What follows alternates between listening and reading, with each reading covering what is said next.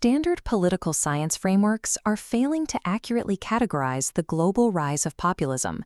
Analysts often treat populism as a standard ideology.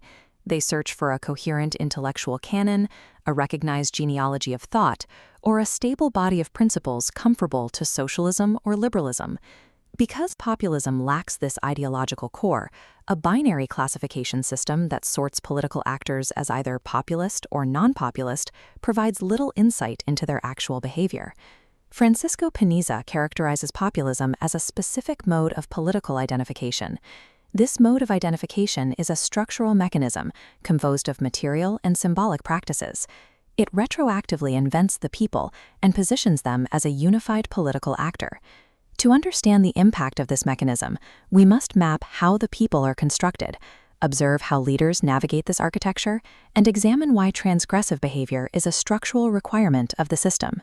Analyzing populism as an identity mechanism, rather than a policy platform, shifts the understanding of its function within a democracy. Post-structuralist theory posits that social identities, such as worker or parent, are complex, relational, and inherently incomplete. These social identities remain passive and confined to the private realm, as long as they function within the established institutional order. A social identity becomes political when it publicly contests the norms of a system in the name of an ideal. During the 1970s Argentine military regime, the private identity of motherhood was politicized by the mothers of Plaza de Mayo. They transformed a domestic role into a militant demand for the state to reveal the fate of their disappeared children. This differs from pluralist identity politics, where discrete groups advance specific, differential demands within the existing system.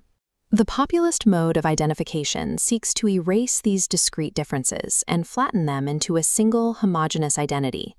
Because the people is an artificial construction, disparate social groups require a specific logic to be bound together into a political weapon. Ernesto Laclau identified the primary structural tool for this unification as the logic of equivalence. Under normal pluralist politics, disparate demands, like rural subsidies and urban rent control, frequently repel each other because they share no positive policy goals. The populist solution allows groups to unite through shared antagonism toward a common target. This requires the construction of a constituent outside, a shared antagonist designated as the enemy of the people, such as the establishment or the oligarchy.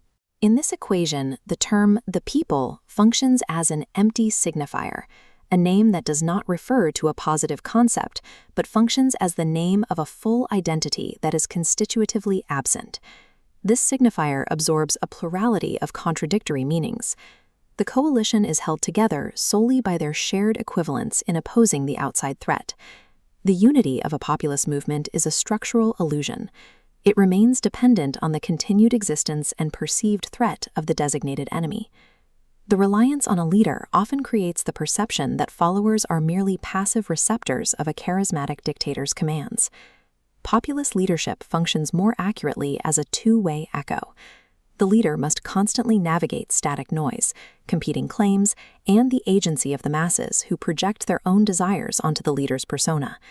Institutional constraints shape this echo. Hugo Chavez in Venezuela utilized his military origins to construct a populist movement, largely directed from within the state. In contrast, Evo Morales in Bolivia built his leadership bottom-up from the grassroots social movements of the Cocaleros. Morales operated as a bricoleur, negotiating the identity of a fractured people and arbitrating between demanding, autonomous grassroots factions. Successful populist leaders maintain power by arbitrating between the contradictory desires and interpretations of their coalition.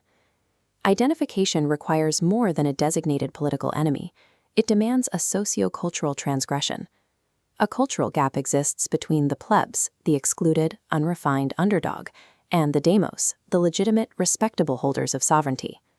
A populist leader bridges this gap by flaunting the low, adopting the dress, language, and mannerisms that the establishment considers unrefined or markers of inferiority. Slavoj Žižek describes this mechanism as the solidarity of the dirty secret.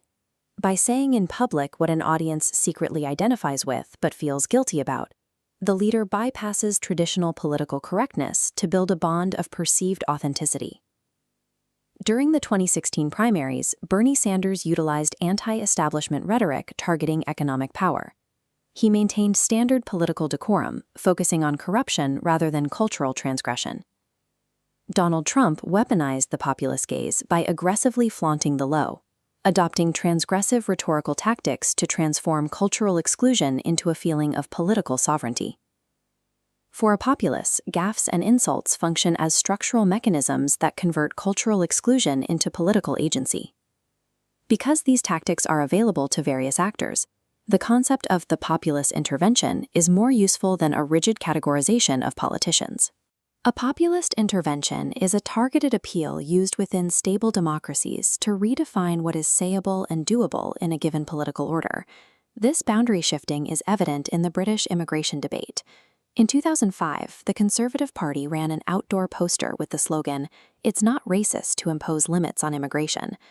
At that time, speaking openly about immigration in those terms was considered a dirty secret and was largely unsayable in public debate. Over the following decade, center-left and center-right parties mainstreamed this discourse in an attempt to neutralize its appeal, effectively legitimizing the rhetoric. Other European leaders executed similar interventions by partially detoxifying their appeals, framing anti-immigrant antagonism as a defense of traditional civilizational values and secular rights.